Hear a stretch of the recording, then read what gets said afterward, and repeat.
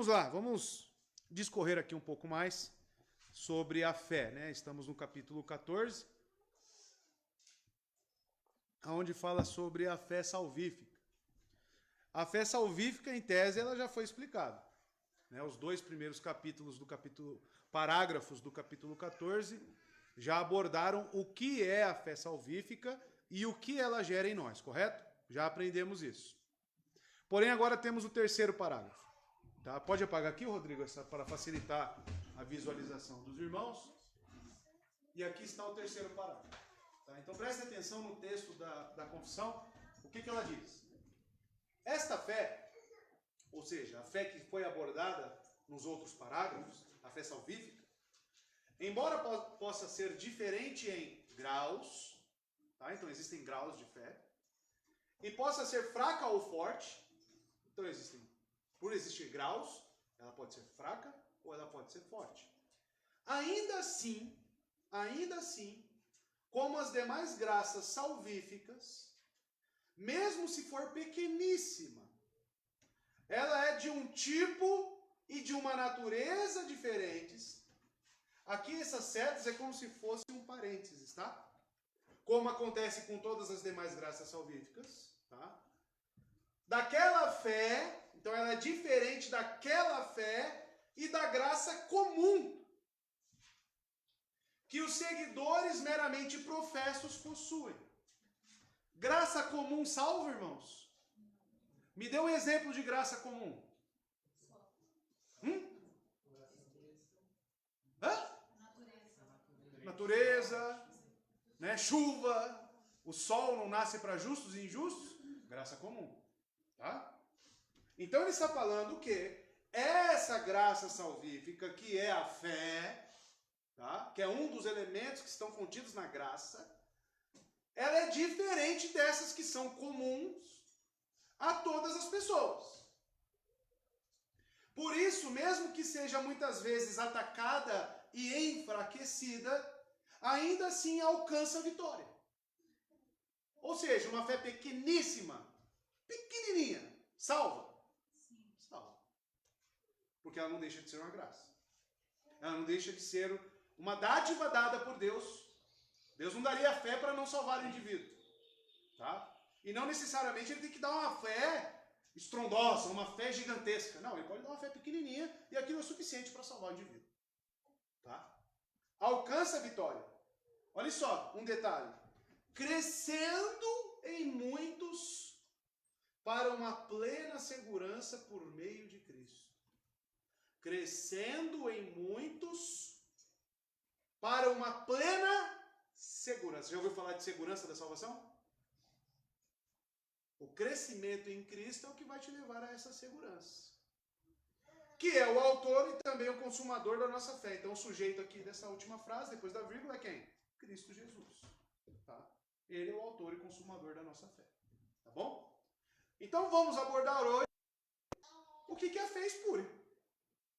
Nós temos que diferenciar, conforme este parágrafo, o que é a fé salvífica para a fé espúria. Porém, a fé salvífica já foi abordada nos dois primeiros parágrafos, tá bom? Então hoje vamos focar no que é a fé espúria, tá? E também falar desses graus. Primeira coisa que vamos abordar aqui, fé fraca e fé forte. É a primeira coisa que o irmão precisa entender. Contrário ao entendimento comum e secular de fé, a verdadeira fé do Novo Testamento não é algo que se torna mais forte por meio da ignorância ou sentimentalismo. Por quê? Muitas igrejas hoje caracterizam alguém que tem uma fé forte através do quê? Quais são os padrões que a pessoa precisa identificar em alguém nas igrejas pentecostais ou neopentecostais, por exemplo, para falar, esse homem é um homem de fé. Dom de línguas, ou se ele expulsa demônios. Ter palavras e frases muito positivas. E assim você vai dizer, aquele homem é um homem de uma fé forte. Né? Um homem que tem uma fé grande. Então, isso é um sentimento, entendimento, muito superficial do que é a fé forte. E nunca assimilam a fé forte através do conhecimento das Escrituras. Porque a fé verdadeira, ela nos direciona ao quê que já foi abordado nos parágrafos antecedentes? Na palavra. Então não é pela ignorância. Pelo contrário, quando você é um ignorante das Escrituras, você pode ter uma fé com base num evangelho simplório que te falaram, mas essa fé vai ser uma fé fraca. E como que eu adquiro o fortalecimento da minha fé? Através da palavra. Então isso é o contrário ao que muitos hoje falam que é fé. Tá? Antes, a fé salvífica é coerente com conhecimento e com o verdadeiro entendimento dos fatos. Ou seja, discernir. O autor de Hebreus tratou sobre isso. Quem está vindo nos cultos de quarta, né? O que é a maturidade cristã que ele fala lá? Saber discernir. Os ensinos da justiça. Ou seja, saber o que é certo e o que é errado, conforme os padrões bíblicos. Coisa que uma pessoa que não tem conhecimento bíblico não vai conseguir fazer. Então quem é o alvo mais fácil? Quem é o alvo mais vulnerável para Satanás? Aquele da fé fraca. E vocês vão ver isso. Porque Jesus fala para Pedro e para os discípulos, Satanás quis peneirá-los. Já leram isso? Por quê? Porque eles tinham a fé fraca. Ignorantes. Quando as pessoas têm informações verdadeiras sobre Cristo, elas estão mais bem capacitadas a depositar sua confiança nele. Ou seja, se você vive na fé subjetiva, na fé superficial, a sua confiança não tem como ser aprofundada em Cristo. Porque a confiança ela é acompanhada da convicção dos fatos. Você precisa ter plena certeza de que aquilo é a verdade. Você precisa conhecer profundamente. Aí você se entrega. É assim, irmãos. E a palavra nos habilita a isso. Assim, a fé não é enfraquecida pelo conhecimento. Quantas pessoas já falaram para você, cuidado, hein, ficar estudando teologia, hein? Cuidado, hein? Vai ficar louco, vai se perder. Eles acham que por estudar teologia, estudar as escrituras, porque teologia, o estudo de Deus, é direcionado no quê? O que você aprende aqui, Gessé? Não é palavra? Bíblia. Bíblia, irmãos. Não é, Felipe? Isso que você aprende lá? Como que ele, estando numa escola, focalizado nas escrituras, a fé dele vai ser enfraquecida? É impossível. Mas deve aumentar com mais conhecimento verdadeiro, tá? Você pode estar pensando, mas depende, né? Do ensino que recebe, realmente. Se for para uma escola teológica liberal, pode ser que você se perca mesmo. Pode ser não, com certeza você vai se perder lá. Né? A não ser que Deus te tire daquele lugar e te dê discernimento sobre o que é certo e o que é errado. No caso da fé salvífica em Cristo, nosso conhecimento dele vem quando se crê em um testemunho confiável. E onde está o testemunho confiável? Escrituras, irmãos, sobre ele. Aqui o testemunho confiável no qual acreditamos são as palavras das Escrituras.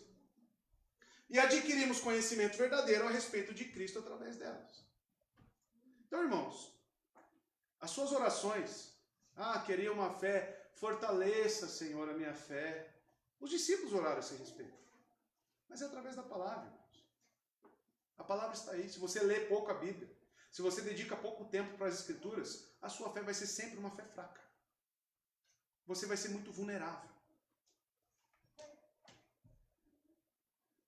Alguém com uma grande fé está ligado ao tempo de perseverança na palavra, até obter o resultado do que está crendo.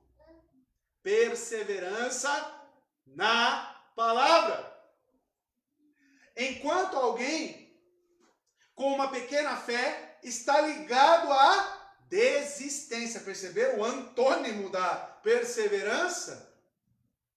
Desistência, retrocesso, interrupção da caminhada da fé causado pela dúvida, medo, ansiedade, preocupação.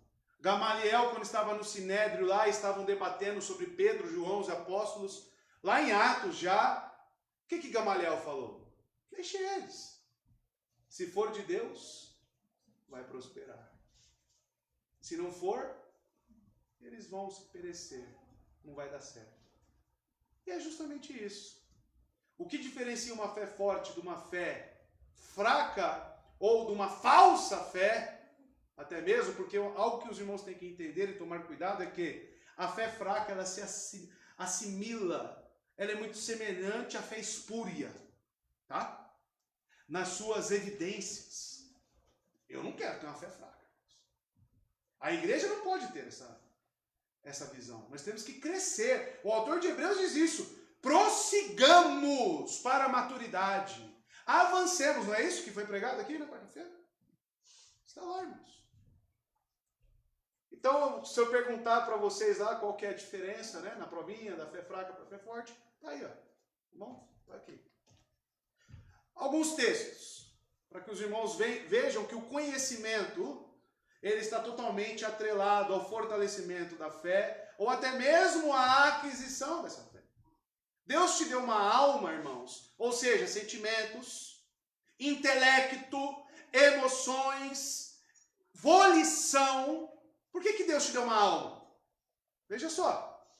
Consequentemente, a fé vem por ouvir a mensagem. E a mensagem é ouvida mediante a palavra de Cristo. Ou seja, a nossa fé é racional? Precisa haver um entendimento? Nossa fé é racional, irmãos. Nossa fé é racional. Oséias 4:6, um texto muito conhecido por muitos, né? Meu povo foi destruído por falta de conhecimento do quê? Você é destruído pelo quê? Renovais a vossa mente com o quê? Tá aí, irmãos. Por que eu sou um crente imaturo? Porque falta conhecimento das Escrituras. E conhecer não é apenas ter um contato visual e falar, é verdade. Não. É você guardar isso no seu coração e você viver isso. Tá? Uma vez que vocês rejeitaram o... Quantas igrejas você conhece que rejeitam o conhecimento? Rejeitaram o conhecimento. Eu também os rejeito com os meus sacerdotes, uma vez que vocês ignoraram a lei do seu Deus. Eu também ignorarei seus filhos. Aí vai lá em Deuteronômio, né? Inculque na criança a palavra de Deus. Ignorei isso. Deus tem obrigação de salvar? Deus ignora também, irmão. Simplesmente assim. Tá? Lucas 22, 31 a 34. Simão, Simão. Repete o nome de Pedro, né? O primeiro nome. Isso aqui tem um significado. Ele não fala Pedro. Ele já tinha mudado o nome de Pedro para Pedro. Ele volta, ó, Simão. Simão. Parece que a intenção de Cristo aqui, ó. O velho homem. O velho homem. Satanás pediu vocês para peneirá-los como trigo. Mas eu orei por você para que a sua fé não desfaleça. Viu como a fé fraca é muito semelhante com a fé espúria? E quando você se converter, vou explicar aqui mais para frente, o converter, não significa que Pedro não era convertido. Fortaleça os seus irmãos. Mas ele respondeu, estou pronto para ir contigo para a prisão e para a morte. Olha a declaração de Pedro, né? Respondeu Jesus, eu lhe digo, Pedro, que antes que o galo cante hoje, 3 vezes você negará que me conhece.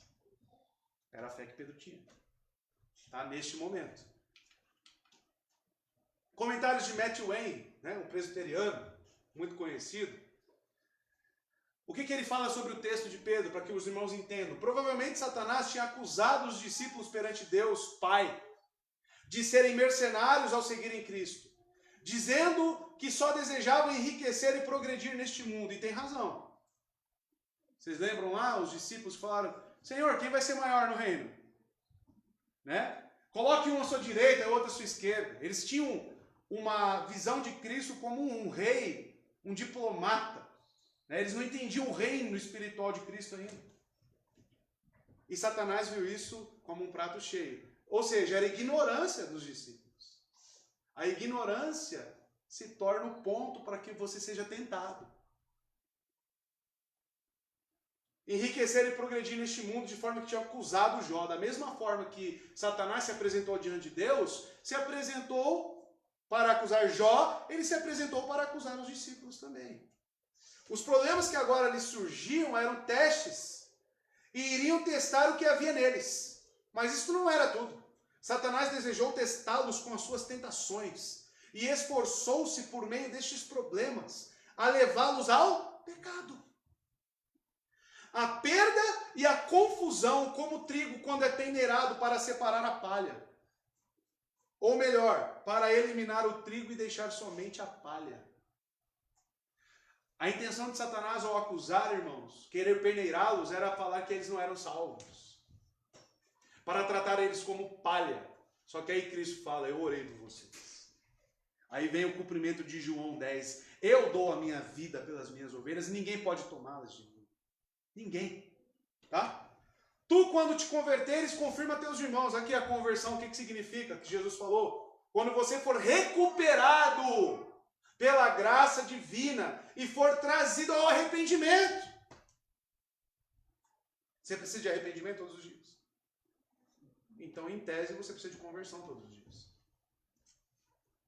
Não aquela que vai, perdi salvação e preciso de salvação de novo. Não é isso que eu estou falando. Em áreas específicas da sua vida, você precisa de conversão, sim. Eu preciso. Não é isso que oramos aqui toda sexta-feira? Tem um coração orgulhoso, tem um coração iracundo. O que Deus precisa fazer? Trazer arrependimento. Mas aquele primeiro arrependimento de transformação de vida? Não. É um arrependimento de aperfeiçoamento, de fortalecimento. É isso que Cristo falou para Pedro. Quando você voltar, quando você se tornar uma pessoa arrependida quanto a isso, fortaleça seus irmãos. Fortaleça os outros discípulos. Tá? Por isso que Pedro é considerado um líder entre os apóstolos. Tá? Tiago 1, 13 e 14. Veja só. Quando alguém for tentado, jamais deverá dizer, estou sendo tentado por Deus. Pois Deus não pode ser tentado pelo mal e a ninguém tenta. Cada um, porém, é tentado pela própria cobiça. Então a minha cobiça tem origem aonde? Na falta de conhecimento. Na falta de entendimento. Você precisa de conversão nessa área de sua vida.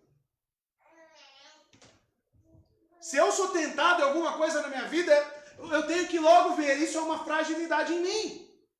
Se eu caio em algumas coisas na minha vida, eu tenho que olhar para o meu coração e falar, eu já li, então eu não absorvi. A minha vida não está condizente com as Escrituras. Ou seja, a minha fé está sendo uma fé fraca.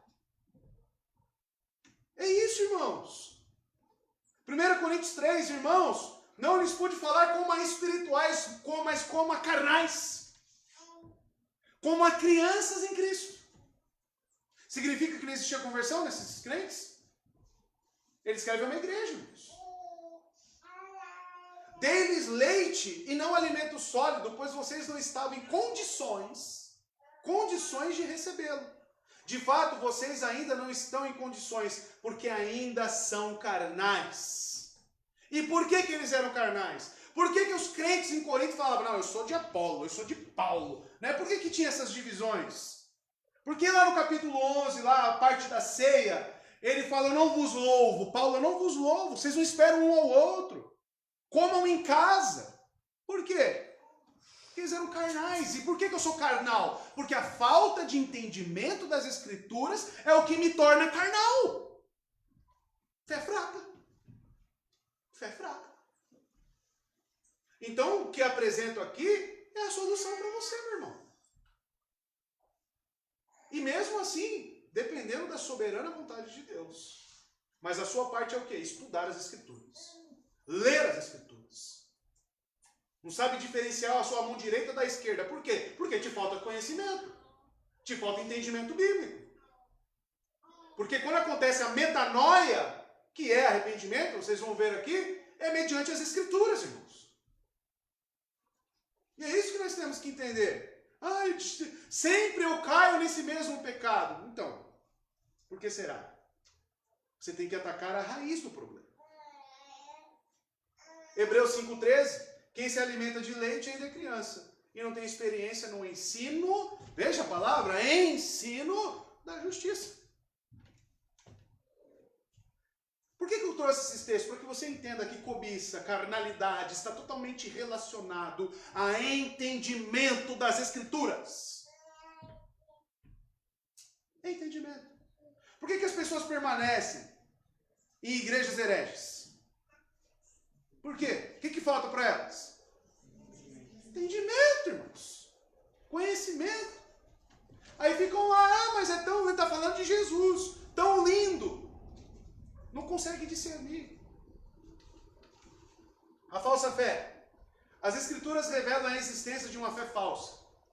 E de acordo com o parágrafo 3 da confissão, a fé falsa difere da fé genuína, tanto que diz respeito à sua duração, porque a gente falou lá a perseverança da fé, quanto ao seu tipo e natureza. Duração, tipo e natureza. Fique esperto na prova, hein? Duração, tipo e natureza. Tá? Uma das maiores diferenças entre a fé verdadeira e a fé falsa é que a falsa é temporária. Já viram a parábola da semeadura? Quantos tipos tem lá? Quem lembra? Quantos disseram? 4. E não tem lá, todas elas elas recebem, tem uma que recebe com alegria. Mas logo acaba. Duração. Contudo, essa não é a única diferença. Se essa fosse a única diferença, várias consequências se seguiriam. 1. Não se poderia haver segurança da salvação enquanto a pessoa não tivesse perseverado até o fim. Tá? Se é apenas por meio da perseverança que podemos saber se a nossa fé é genuína e não falsa, então não poderia haver segurança da vida eterna. Tá? Aquele que crê apenas por um tempo seria também temporariamente justificado, adotado e perdoado. Se a única diferença fosse a duração, então por um tempo ele recebeu a fé verdadeira, correto? Mas não é só essa a distinção. Duração é uma delas. É isso que eu estou querendo dizer aqui nesse... se não me engano, essa parte aqui, amados, é do Samuel Waldron, tá? Essa parte aí vocês podem conferir depois. E continuando. Se a fé temporária tem a mesma natureza que a fé verdadeira, então o crente temporário teria cumprido a condição de salvação, seria justificado em Cristo. Tá? E não é o caso. A fé espúria não tem o mesmo, não é do mesmo tipo, não é da mesma natureza e não tem a mesma duração. Mas não é possível ser justificado, adotado ou perdoado apenas temporariamente. Isso é arminianismo. Veremos 3 distinções. Tá? Isso é muito importante para você saber diferenciar uma fé verdadeira da falsa. Textos bíblicos que comprovam que existe a fé falsa, a fé espúria. João 2, 23 e 25. Você pregou esse texto. Tá? Enquanto estava em Jerusalém, na festa da Páscoa, muitos viram sinais miraculosos que ele estava realizando e lá, creram. Pisteu. Mas que tipo de fé é essa, né? Creram em seu nome. Mas Jesus não se confiava a eles. Por quê? Pois conhecia todos. Não precisava que ninguém lhe desse testemunho a respeito do homem, pois ele bem sabia o que havia no homem. Então ele olhou para aquelas pessoas e falou: vocês não creem em mim. Mas o texto lá, a palavra utilizada por João, eles vieram crendo no seu nome. Atos 8,13. Conhece Simão o Mago? Tentou comprar o Espírito Santo de Deus? O que Pedro falou para ele? Vai para o inferno com o seu dinheiro. É isso que Pedro falou para ele. O próprio Simão o Mago também creu e foi batizado. Mas era a fé verdadeira? E seguia Filipe por toda parte. Aí, Filipe. Observando, maravilhado. Olha que coisa incomum, né? Observando maravilhado os grandes sinais e milagres. A mesma coisa que aconteceu aqui em João 2. As pessoas que têm outros objetivos com Cristo não têm a fé verdadeira. E pensamentos e sentimentos egoístas. Querem usar Cristo como trampolim, sabe disso? Querem utilizar a fé cristã para, eu quero fugir do inferno. Egoísmo. A adoração verdadeira é uma adoração que é no âmago do homem. Ele se entrega confiadamente à pessoa e obra de Cristo. Ponto final. Ah, eu não quero obter alguma coisa com isso. Não. A verdadeira fé não é egoísta esse ponto, irmãos. Ela crê em Cristo. Essa é a diferença. Tiago 2,14, de que adianta, meus irmãos, alguém dizer que tem fé se não tem obras? Tiago diferencia. Tá? Então tá aí a comprovação bíblica de que existe a fé espúria. Tá? A fé falsa. Eu falei que ia ter 3 distinções. Correto? Então veja. Está aqui nesse slide. Ó. Veremos 3 distinções. Primeira, compromisso e apegos. Quais são as distinções de uma fé verdadeira para a espúria? Compromissos e apegos. Veja. Quanto à fé salvífica, o apego supremo a Cristo tem prioridade sobre todos os outros compromissos e apegos. Afinal, o que é você abraçar a fé cristã? O que significa você abraçar a Cristo? Se entregar a Cristo. O que significa isso? Compromisso e apego. Significa também prioridades sobre todos os outros compromissos e apegos. Essa é a raiz de outras marcas. A fé falsa é marcada pela sua convicção e compromisso leviano e superficial. Ora pode contar, ora não. Leviano e superficial. É como mais ou menos, né, o Benício, eu gosto de utilizar o Benício. Ô Benício, para de sofrer lá. Vem pro Brasil, sou uma igreja, fica aí de boa, aí, tranquilo. Se ele tivesse uma fé espúria, era impossível. Eu digo para vocês, era impossível ele estar na África sob aquelas condições. Lucas 8 fala lá sobre a parábola, né, da semeadura. Vou colocar mais para frente. A fé genuína é marcada pela supremacia da sua convicção. Supremacia da convicção, ou seja, aquilo não é dúvida para você. As verdades bíblicas.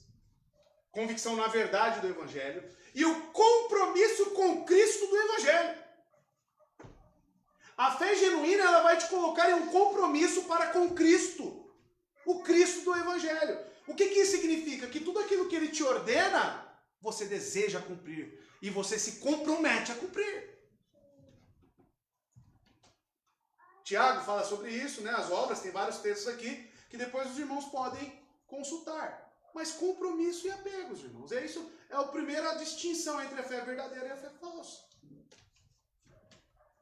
Lucas 8,13. O que caíram sobre as pedras são as que receberam a palavra com alegria. Receberam a palavra com alegria. Quando a ouvem, mas não tem raiz.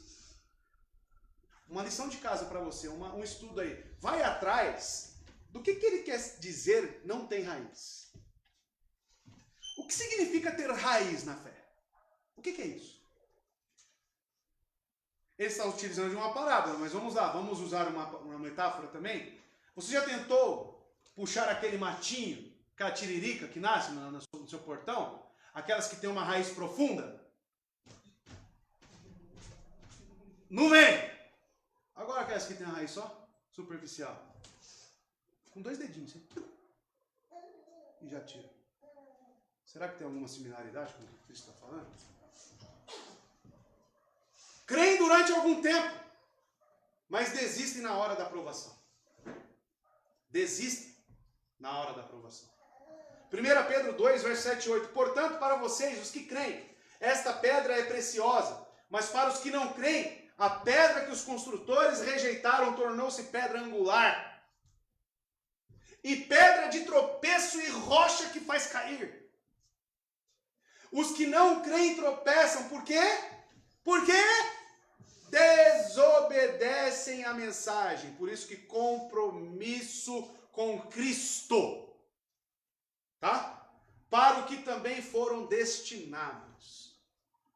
João 6, 65 e 66. E prosseguiu, é por isso que eu lhes disse que ninguém pode vir a mim, a não ser que isto seja dado pelo Pai. Fé genuína. Daquela hora em diante, muitos dos seus discípulos voltaram atrás e deixaram de segui-lo. Vocês lembram o que eles falaram? O que eles falaram para Jesus quando ele falou né? A não ser que isso seja dado pelo Pai, vocês não podem me seguir.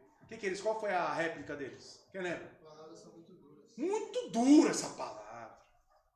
Muito dura. Não, muito difícil.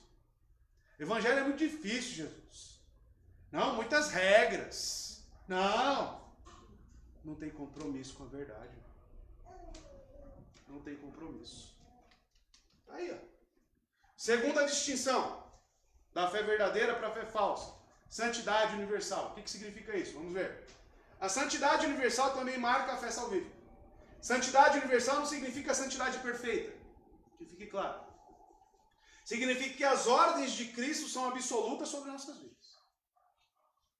Pai, santifica-os na sua... ou na verdade. Obediência universal significa que não há uma recusa consciente e impenitente de obedecer a qualquer ordem de Cristo. Recusa consciente e impenitente.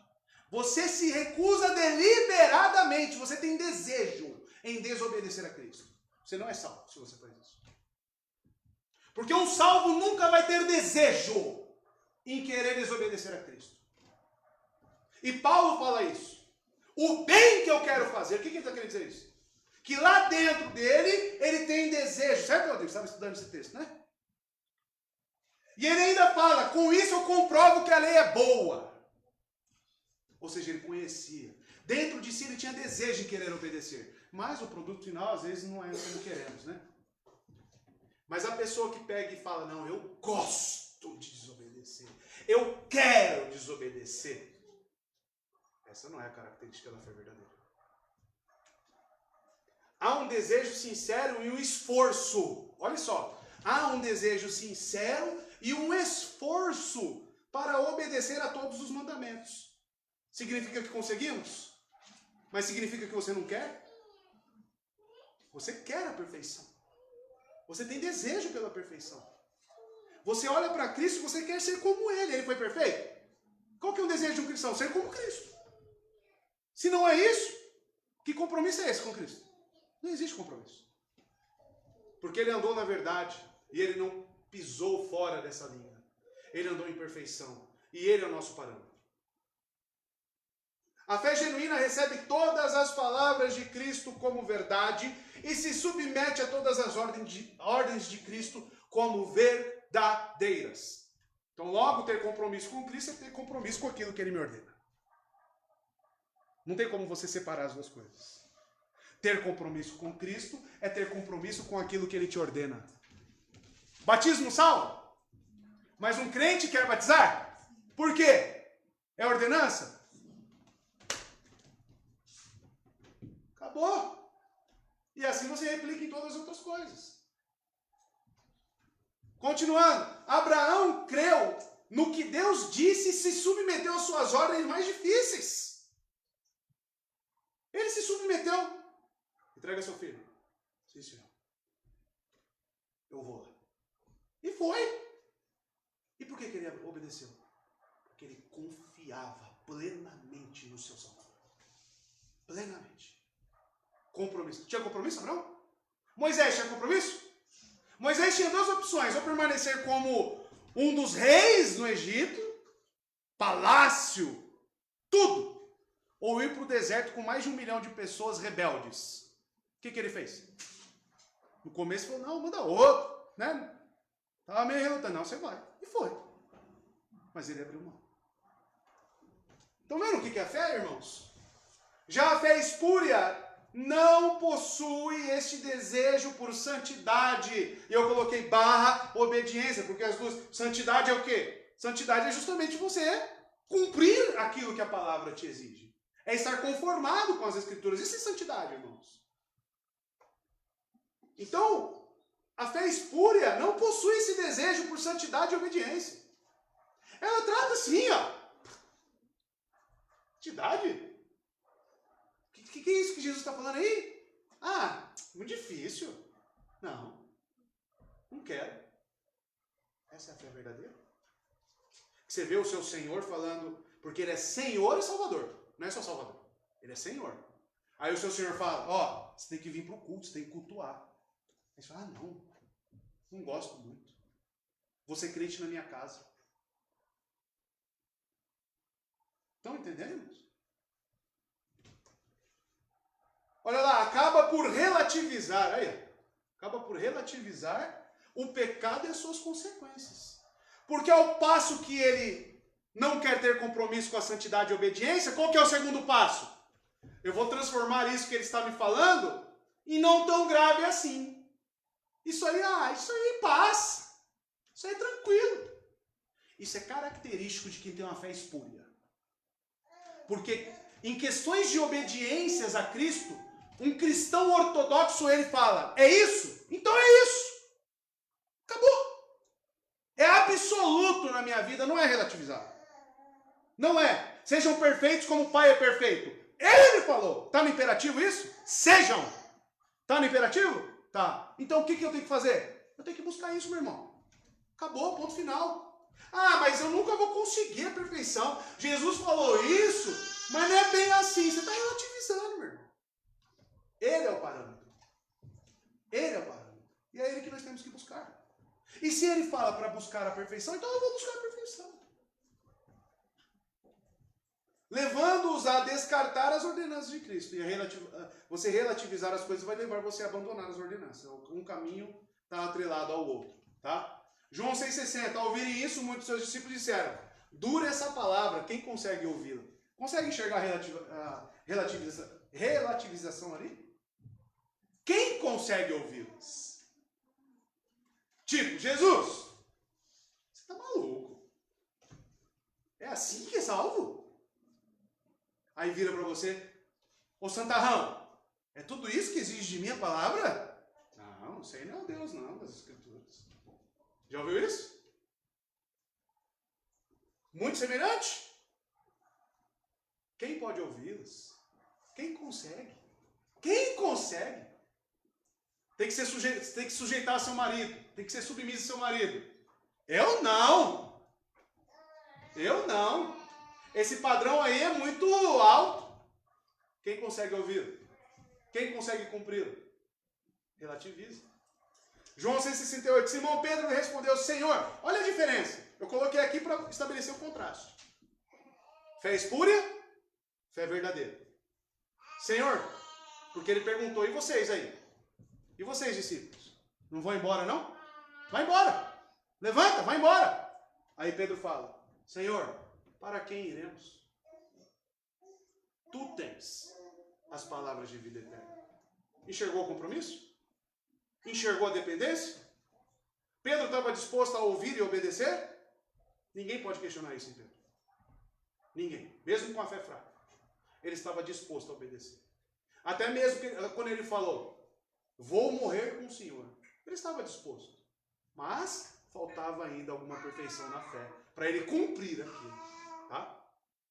Salmo 119. Já leram o Salmo 119? O maior salmo da Bíblia? E qual é o tema-chave central do Salmo 119? Obediência ao quê? A palavra. Como são felizes os que obedecem os seus estatutos. E de todo o coração o buscam. Tem espaço aqui neste salmo, nesse versículo do Salmo 119 para relativizar a palavra de Deus? Tem espaço, irmão? De todo o coração, o que isso significa? De todo o homem, de toda a prontidão, obedecer os estatutos de Deus, as ordenanças de Deus. Não é, eu obedeço só alguma parte, outra não. E Tiago fala, né? 10 mandamentos. Se você peca em um, você pegou em quê? Em tudo. Será que isso é padrão de perfeição?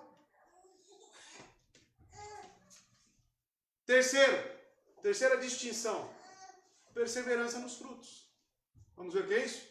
Uma perseverança em dar frutos também é a marca da fé salvífica. Perseverança em dar frutos. A fé falsa frequentemente é revelada por ser apenas temporária. Entretanto, existem casos em que uma fé ou uma ortodoxia estéril ou infrutífera pode perseverar. Vocês vão entender o que eu estou querendo dizer. A fé genuína é caracterizada por frutificar em boas obras continuamente. Tiago 2,17, 26, Gálatas 5,6, Lucas 8 de novo, né, a parábola da semeadura. Deus e a Bíblia nos fazem essa pergunta. Qual é o tipo de fé que você tem? Você já leu a Bíblia e já caiu nessa pergunta com você mesmo? Que tipo de fé que você tem, André? Várias vezes. Paulo escreve aos Coríntios e fala, examinai para ver se vocês estão na fé. Já leu isso? Examinem-se. Ou seja, essa pergunta aqui é bíblica, você deve fazer para você. Examine para ver se você está na fé. Só a fé salvífica alcança as promessas de Deus. Há uma grande diferença entre a fé falsa e a verdadeira. Logo, não é difícil distinguir entre ambas. E se alguém estiver disposto, poderá saber se sua fé é a fé salvífica ou não. É só você ter disposição em consultar as Escrituras e anotar quais são as qualidades da fé verdadeira e quais são as qualidades da fé espúria, se é que são qualidades, né? Você vai saber o que você tem. A fé espúria, por mais que seja ortodoxa e perseverante, ela se perde na qualidade do fruto. Onde é destacado as qualidades comunicadas ao crente pelo Espírito Santo. Gálatas 5, acho que eu coloquei alguns textos aqui, né? Olha lá. Porque em Cristo Jesus nem circuncisão nem incircuncisão tem efeito algum, mas sim a fé que atua pelo amor. Tessalonicenses, se não me engano, eu não coloquei aqui, deveria ter colocado.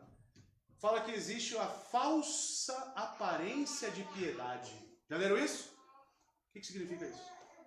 Que essa fé espúria, ela pode apresentar algumas qualidades e virtudes que você fala, mas não é. Né? Por quê? Por causa da qualidade. Se você cavucar mais esse fruto, você vai ver que aquilo ali não é de qualidade. Tá? Olha lá. Assim, e sim a fé que atua pelo amor. Lucas 8,15, mas as que caíram em boa terra são as que? Olha aqui, ó. A que deu resultado lá na semeadura. Com coração bom e generoso. Ouvem a palavra, a retém e dão fruto. Com perseverança. Mas ó, coração bom e generoso. Egoísmo. Cabe egoísmo no Evangelho? Estão entendendo? Gálatas 5,22. Está aí os frutos do Espírito. Qual que é o primeiro? Amor. Fé genuína vai te trazer amor. Alegria, paz, paciência, amabilidade, bondade, fidelidade, mansidão e domínio próprio. Não estou falando tudo isso como se fosse de uma hora para outra, tá, irmãos? Mas isso são qualidades que serão presentes, que acompanham a fé salvífica.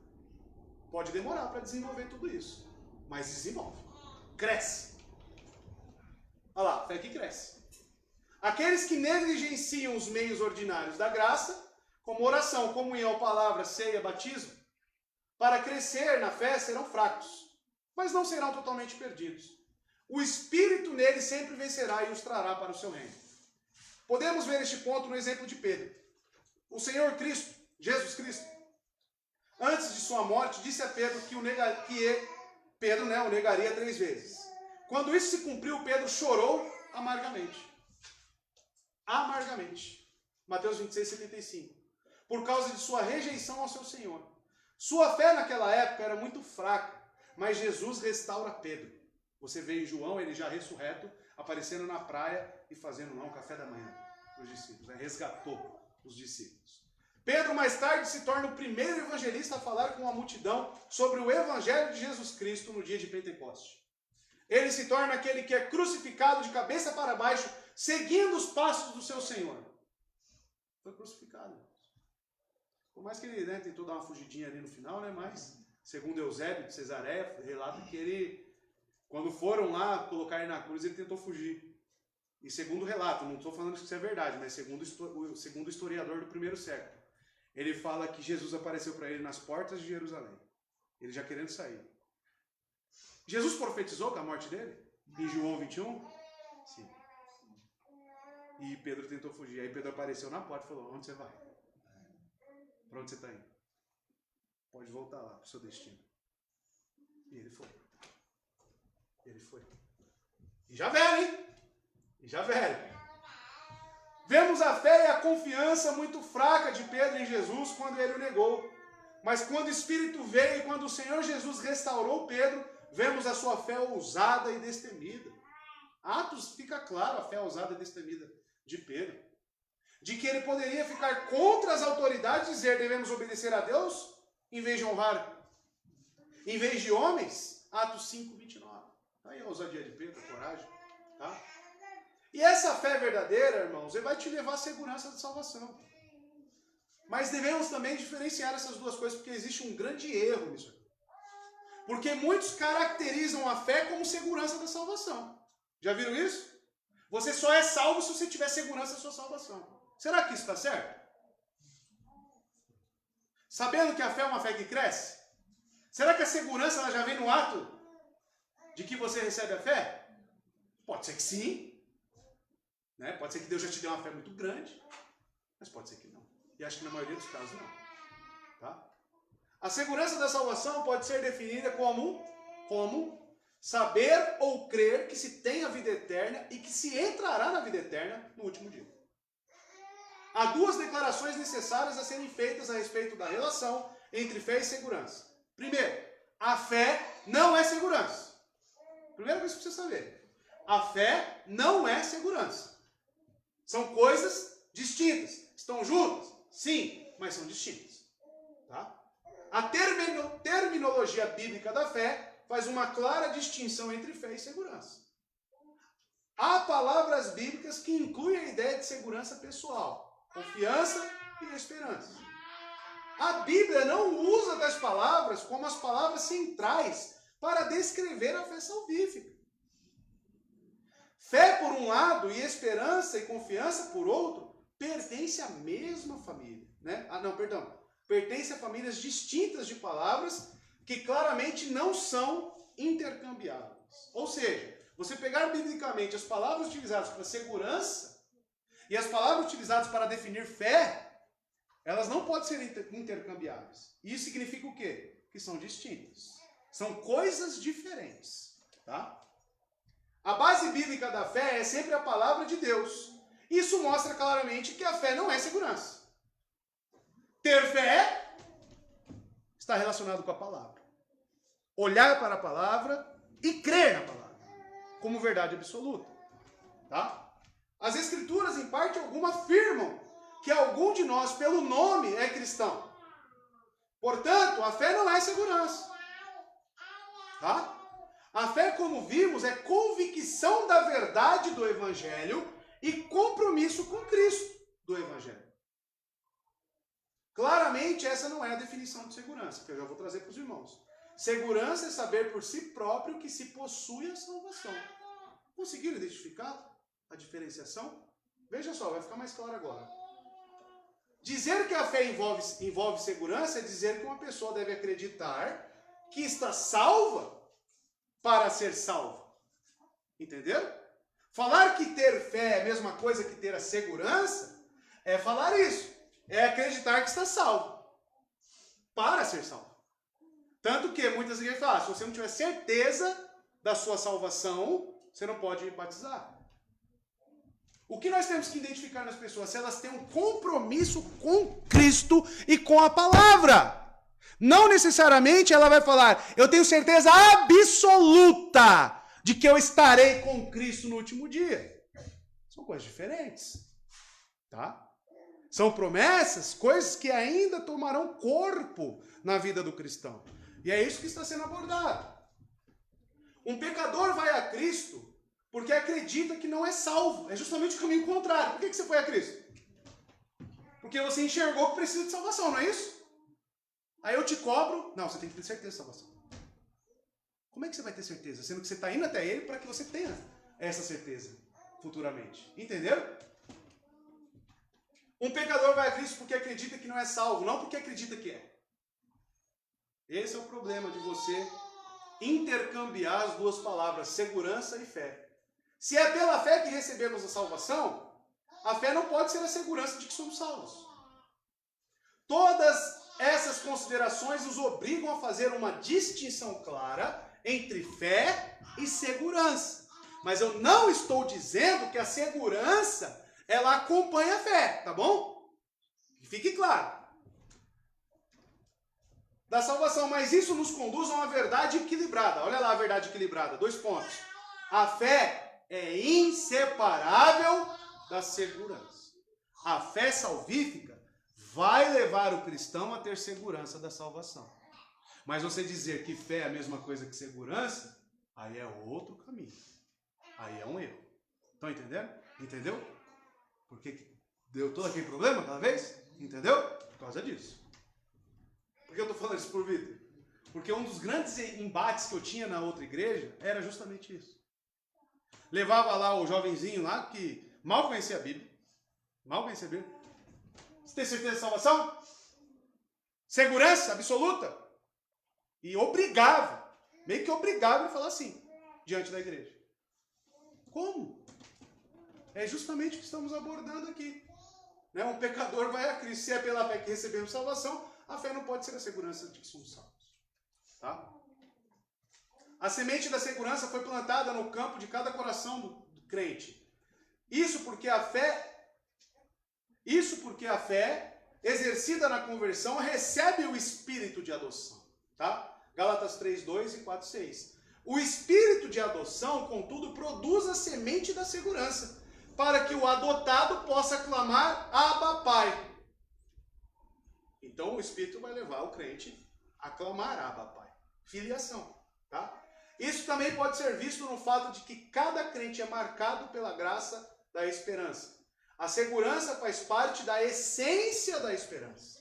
E, entre parênteses, é um conceito intimamente relacionado à confiança. Tá? Definição de segurança, então. A segurança pode ser biblicamente definida como uma expectativa pessoal, purificadora, positiva, confiante, orientada para o futuro invisível. Orientada para o futuro invisível. Baseada em Deus e na palavra. Várias lições práticas decorrem da relação entre fé e a segurança da salvação. Essas perspectivas nos libertam de um conflito desnecessário com relação à nossa segurança. Se alguém acredita realmente que a fé consiste essencialmente em segurança, então cada vez que ela tiver um problema com relação à sua segurança da salvação, isso por si só tenderá a roubar a confiança dessa pessoa. Eu conheço crentes que já têm uma longa caminhada cristã que eles falam, às vezes eu penso que eu não sou salvo. Eu penso que eu não sou salvo. Conhece alguém assim? Podemos dizer que é normal? Depende do caso, pode ser sim. Mas a tendência é a pessoa, o crente, ser direcionado para a palavra, essa fé ser fortalecida e o Espírito comunicar essas verdades da palavra no coração dela. E falar, não, confie, certamente você estará lá no último dia. Só que a gente não pode impor isso. Eu não posso cobrar do Felipe, você tem que ter certeza, segurança absoluta. Eu não sou Espírito Santo. Quem comunica para ele? É o próprio Espírito. Romanos 8. Tá? E ele é soberano, o Espírito é soberano? É, então ele pode demorar o tempo que for para fazer isso. Tá bom? A doutrina de que a fé consiste em segurança é um obstáculo para os santos fracos que lutam com a questão da segurança. E nós temos que tomar cuidado com isso. Tá? Porque a gente pode acabar de empurrar, né, pro abismo o crente que é fraquinho. Então a gente tem que tomar cuidado. A gente tem que caminhar com ele e falar, vamos olhar para as promessas. E essas promessas de Cristo vai alimentar o seu coração. Até que o Espírito te comunique. Mas não é o pastor que comunica isso. Não é você, não é ninguém. É o Espírito. Tá bom? E o arrependimento, o último slide. O que devo fazer para ser salvo? Arrependimento ou fé? Ou ambos? Embora a fé e o arrependimento sejam graças distintas, elas também estão intimamente ligadas. Tá? Alguém poderia pensar, a solução é que o arrependimento e a fé são sinônimos. Tá certo isso? Não, não tá. Essa seria uma conclusão equivocada e não permitida pelos dados bíblicos. O arrependimento é expresso por 2 palavras gregas. Metanoio. Tá? O que significa? Mudança de opinião sobre Deus e o pecado. E, porque 2 palavras, né? E. Conversão do pecado para Deus. Então, primeiro age na consciência, para depois agir na conduta. A fé é uma convicção acerca da verdade e um compromisso com Cristo. O arrependimento e a fé são direcionados a objetos diferentes. Por quê? Vamos ver. O arrependimento se concentra em Deus e na lei dele. Por quê? Mudança de opinião sobre Deus e sobre o pecado. Você estava falando com o Fábio agora há pouco. Porque muitas pessoas não assimilam a salvação em Cristo. Porque não tem a ideia de um Deus como juiz. O arrependimento vai te colocar diante do juiz e com seus débitos muito bem claros diante desse juiz. Tá? Porém, isso não basta. Depois tem a transformação, que é o quê? A conversão do pecado para Deus. E isso vem através da justificação em Cristo Jesus. Tá? Então tem objetos diferentes. O arrependimento e a fé possuem papéis diferentes no que diz a respeito à salvação. A Bíblia, por exemplo, nunca afirma que somos justificados pelo arrependimento. Correto? Somos justificados pela fé. A fé enfatiza a graça que opera a salvação. O arrependimento enfatiza a mudança que a salvação opera. Tá? Essa é a diferença. Bom, irmãos? E acabou.